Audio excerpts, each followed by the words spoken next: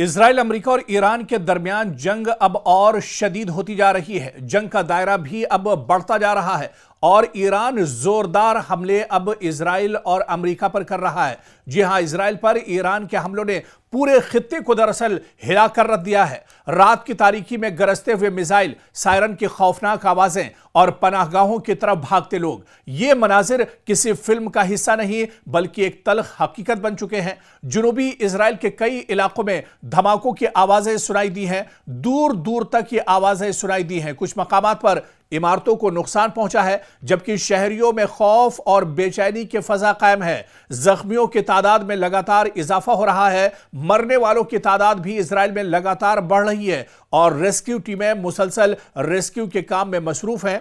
इस बीच हम आपको बता दें कि ईरान के हमले सिर्फ फौजी तंसीबात तक ही महदूद हैं। ईरान की कोशिश है कि इन हमलों से आम लोगों को नुकसान न पहुंचे। ईरान के हमलों के चलते पूरे इजराइल में हाहाकार मचा हुआ है। स्कूल बंद हैं, सड़कें सुनसान हैं और हर तरफ गैर यकीनी सूरत हाल है। यह सब इस कशीदगी की शिद्दत को दरअसल जाहिर करते हैं। माहिरीन के मुताबिक यह सूरत हाल मशरिक़ वुस्ता में एक बड़े तसादुम का पेश खेमा है। अब जंग शबाब पर है। दुनिया भर की नजरें अब इस पूरे खित्ते पर टिकी हुई हैं, जहां हर गुजरता लम्हा हालात को मजीद संगीन बना रहा है। और इस बीच ईरान के इजराइल के एटमी मरकज पर हमले का दावा किया है, बल्कि दावा ही नहीं, ईरान ने इजराइल के सबसे बड़े एटमी सेंटर को निशाना बनाया है और यहां पर बैलिस्टिक मिसाइल से हमला किया है। जो बड़ी खबर आ रही है, इजराइल के डिमोना में कई अफराद इस हमले में जख्मी हुए हैं, कई अफराद के मारे जाने की खबर है। ईरानी मिसाइल इजराइल के जौहरी मरकज तक पहुंच गई है। यह पहली बार दरअसल ईरान की तरफ से बड़ा हमला किया गया है, जिसमें इजराइल के न्यूक्लियर साइट डिमोना को निशाना बनाया गया है। इजरायली मीडिया ने बाकायदा इस हमले की तस्दीक कर दी है। इजरायली मीडिया ने भी इस हमले की पुष्टि की है, तस्दीक की है। डिमोना दरअसल इजराइल का अहम एटमी मरकज है। इजरायली मीडिया के मुताबिक डिमोना में दरअसल एक इमारत पर मिसाइल आकर गिरी है और डिमोना एटमी मरकज तकरीबन यरूशलेम से 90 किलोमीटर के फासले पर बताया जाता है।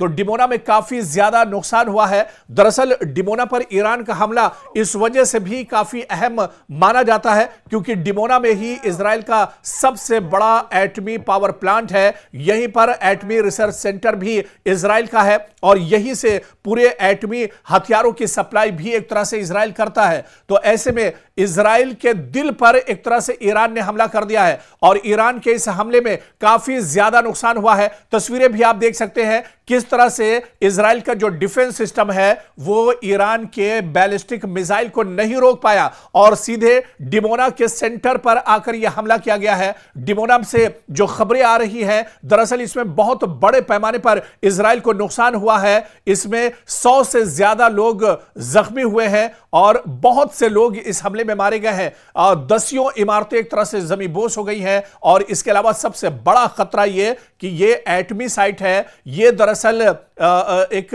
एटमी रिसर्च सेंटर भी इजराइल का है, जहां पर बड़े पैमाने पर यह हमला किया गया है। चारों तरफ अफरा तफरी मची हुई है। दरअसल ईरान का यह हमला इजराइल के लिए बहुत बड़ा झटका माना जा रहा है। एक तो इस हमले के बाद इजराइल का जो दावा है कि उसका एयर डिफेंस सिस्टम बहुत मजबूत है, उसकी कलाई एक तरह से खुल गई है। इसके अलावा इजराइल की जो सबसे ज्यादा हाई प्रोफाइल या हाई सिक्योरिटी जो जोन है, यानी डिमोना, जहां पर एटमी मरकज भी एक तरह से है, यहां पर एटमी आप देखिए कि जो रिसर्च सेंटर है वो भी यहीं पर एक तरह से है और इसी एटमी तवानाई मरकज के ऊपर एक तरह से डिमोना पर मिसाइल से, बैलिस्टिक मिसाइल से ईरान ने हमला किया है। और इस हमले के बाद चारों तरफ अफरा तफरी मच गई। इजराइल के दरअसल अब कान खड़े हो गए हैं। इजराइल के अंदर पहले ही बहुत ज्यादा तबाही हो चुकी है, लेकिन इजराइल ने यह कभी नहीं सोचा था कि डिमोना पर भी ईरान का मिसाइल आकर गिर सकता है,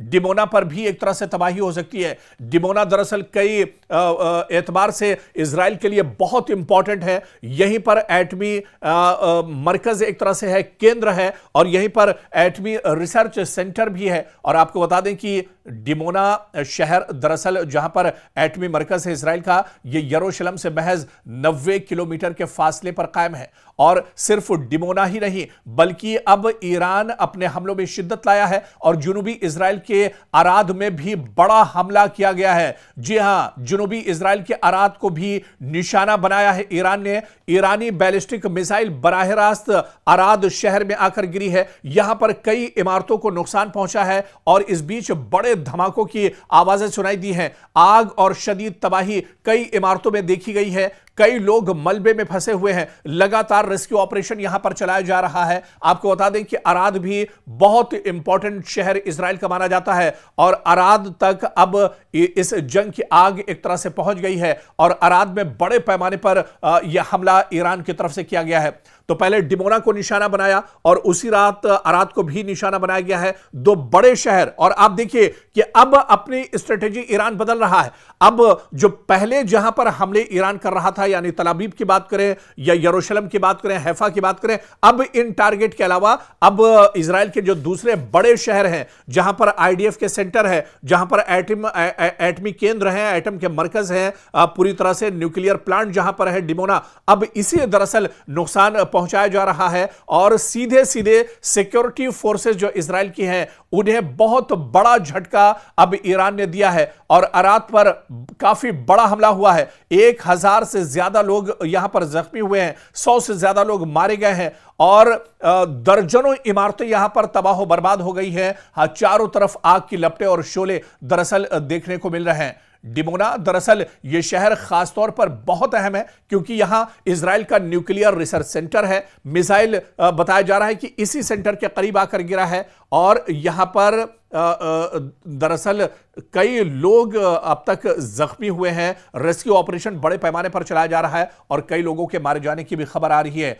हैफा पर भी एक बार फिर से निशाना साधा है ईरान ने और हैफा जो बहुत इंपॉर्टेंट माना जाता है, एक बार फिर से हैफा दरअसल यहीं पर ही बिन गुरियन एयरपोर्ट भी है। बिन गुरियन एयरपोर्ट पर इससे पहले ईरान कई बार हमले कर चुका है। बिन गुरियन एयरपोर्ट से अब दरअसल कोई ऑपरेशन इजराइल नहीं कर पा रहा है और बिन गुरियन एयरपोर्ट तकरीबन मुकम्मल तौर पर ईरान ने एक तरह से तबाह कर दिया है। तो हैफा में भी अब एक बार फिर से हमला हुआ है और हैफा में ही दरअसल इजराइल की सबसे बड़ी ऑयल रिफाइनरी भी है और इसी ऑयल रिफाइनरी को निशाना बनाया है ईरान ने। कुछ इंफ्रास्ट्रक्चर को भी बड़े पैमाने पर नुकसान पहुंचा है। बिजली की फराहमी जो है वो मुतासिर हुई है, यानी ब्लैक आउट हो सकता है पूरा का पूरा इजराइल। और इसके अलावा आप देखिए कि चारों तरफ इस हमले के बाद एक तरह से आग लग गई है। आग के शोले और लपटें उठती हुई दिखाई दे रही हैं। तो इजराइल में तबाही की सूरत हाल है। चारों तरफ इस तरह की सूरत हाल नजर आ रही है।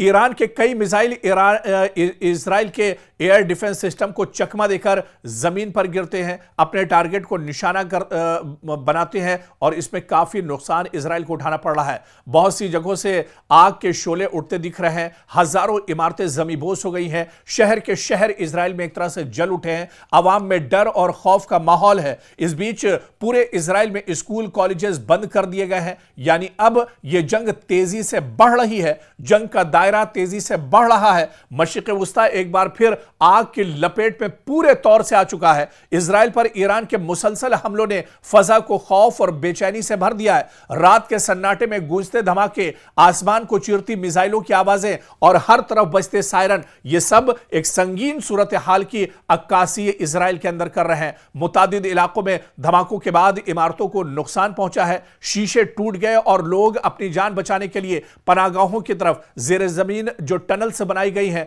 जो गुफाएं बनाई गई हैं, उसकी तरफ लोग दौड़ते हुए नजर आ रहे हैं। जख्मियों की तादाद में लगातार इजाफा हो रहा है।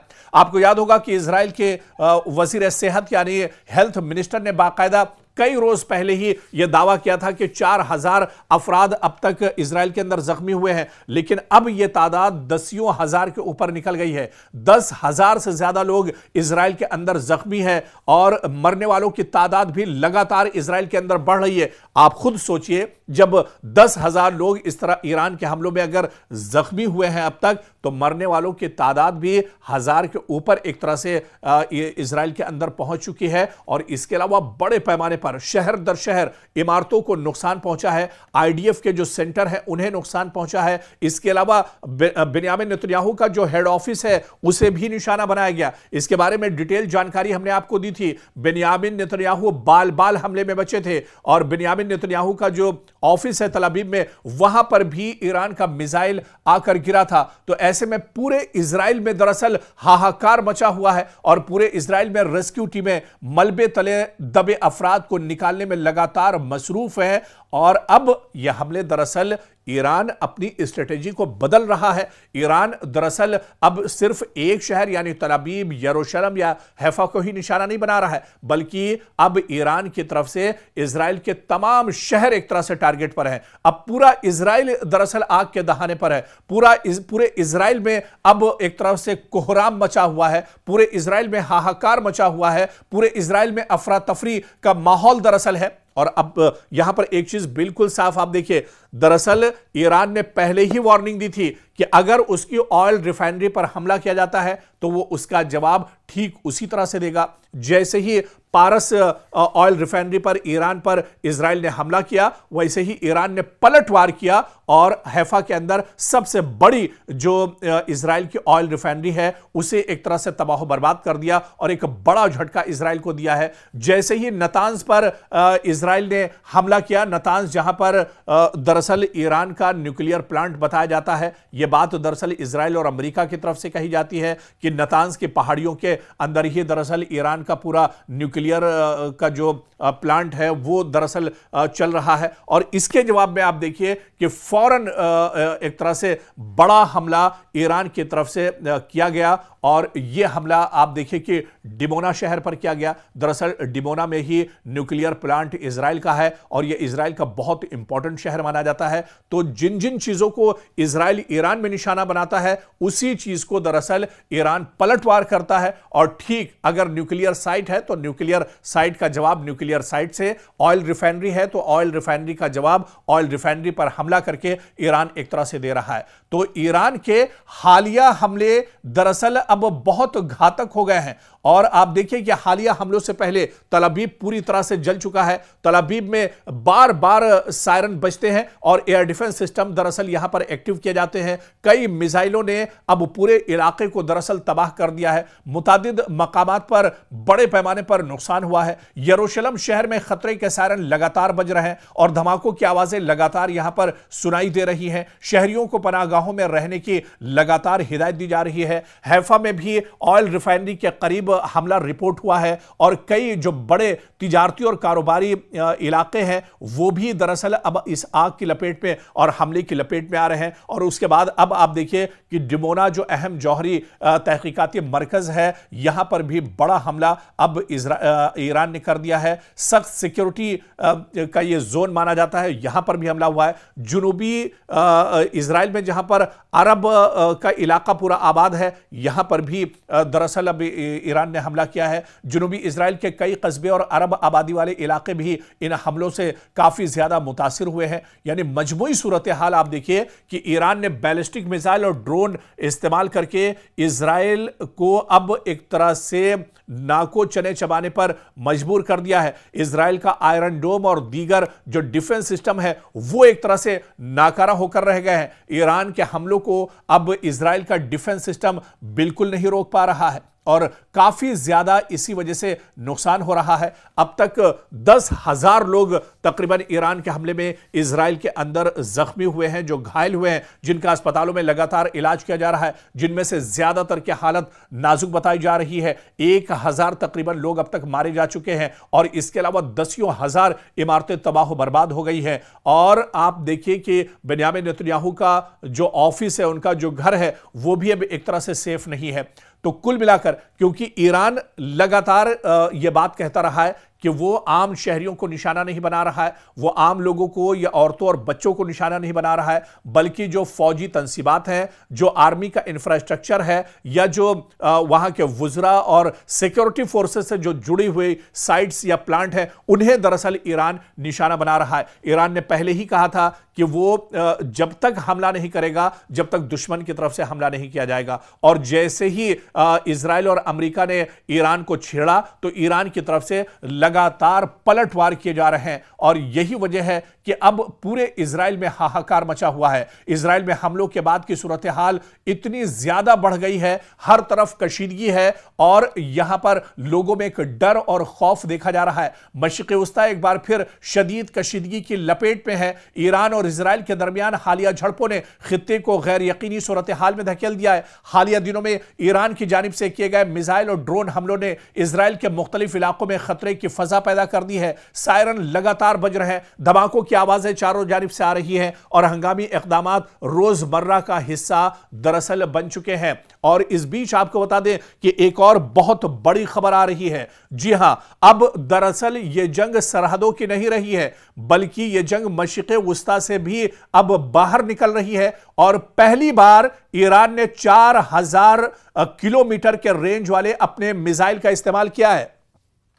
और यह हमला कहीं और नहीं किया गया, बल्कि डियागो गार्सिया में यह हमला किया गया है। जी हां, डियागो गार्सिया दरअसल यह बहुत इंपॉर्टेंट एक द्वीप है, यह बहुत इंपॉर्टेंट दरअसल एक जजीरा है, बल्कि पूरा का पूरा जजीरा दरअसल डियागो गार्सिया ये एक कह सकते हैं कि एयरबेस है। और ये एयरबेस दरअसल अमेरिका और ब्रिटेन का मुश्तरका ये एयरबेस है। यानी एक साथ ईरान ने पहली बार 4000 किलोमीटर के मिसाइल रेंज वाले मिसाइल से हमला किया है और डियागो गार्सिया को निशाना बनाया गया है। डियागो गार्सिया पर यह बहुत बड़ा हमला, दरअसल यह हमला अमेरिका और ब्रिटेन के लिए झटका माना जाता है। डियागो गार्सिया में अमेरिका का बहुत बड़ा एयरबेस है और इसी एयरबेस पर अमेरिका के B-2 बॉम्बर भी दरअसल तैनात रहते हैं। और अब ईरान लगातार ईरान की तरफ से हमलों में शिद्दत आती जा रही है। और अब यह सिर्फ मशरिक़ वस्ता तक जंग नहीं रह गई,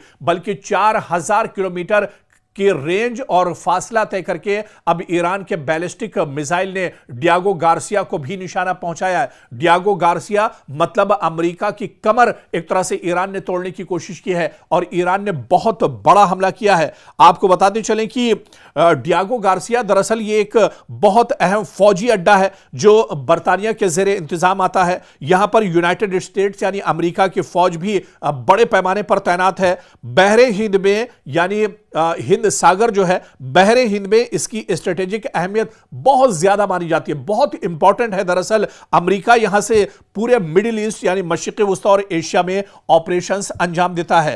तो यह हमला यानी डियागो गार्सिया पर ईरान ने बहुत बड़ा हमला किया है। और आप देखिए कि बराह रास्त इस हमले के बाद यह अमेरिका पर हमला माना जा रहा है। डियागो गार्सिया पर ईरान का हमला मतलब सीधे सीधे यह हमला अमेरिका के ऊपर माना जा रहा है। वॉशिंगटन पर दरअसल यह हमला माना जा रहा है, क्योंकि अब एक तरह से यह जंग रीजनल नहीं रही या मशरिक़ वस्ता तक यह जंग नहीं रही, बल्कि ग्लोबल लेवल पर भी अब यह जंग एक तरह से बढ़ रही है। अब डियागो गार्सिया तक ईरान का पहुंचना मतलब वो अब बहुत ज्यादा पावरफुल या यह कहा जाए कि और शिद्दत के साथ एक तरह से हमले कर रहा है और ग्लोबल लेवल पर अब एक तरह से खतरा बढ़ रहा है।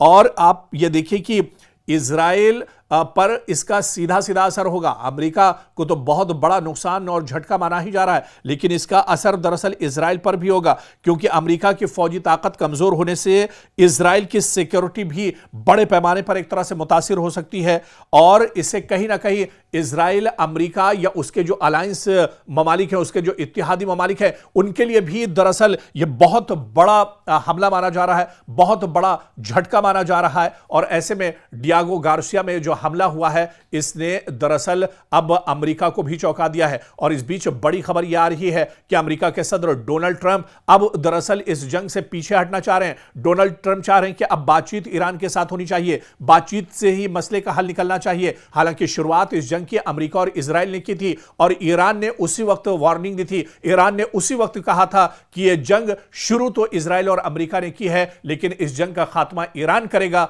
यानी ईरान जब चाहेगा तभी जंग रुकेगी, तभी जंग एक तरह से थमेगी, वरना यह जंग चलती रहेगी। लेकिन अब जिस तरह से बड़े पैमाने पर इजराइल के अंदर तबाही हो रही है, पूरे मिडिल ईस्ट में हाहाकार मचा हुआ है। इसके अलावा डियागो गार्सिया तक अब ईरान के मिसाइल लगातार अब हमला कर रहे हैं। इजराइल का जो डिमोना शहर है वो भी अब एक तरह से महफूज नहीं है। अराद शहर भी एक तरह से ईरान के हमले की जद में है। और इसके अलावा तल अबीब, मशरिकी यरूशलेम और हैफा पर पहले ही बड़े हमले ईरान की तरफ से हो चुके हैं। और अब आप देखिए, ईरान ने पहले ही कहा था कि रमजान में हम हमले नहीं करेंगे, लेकिन रमजान के बाद हमलों का रुख बदला हुआ होगा।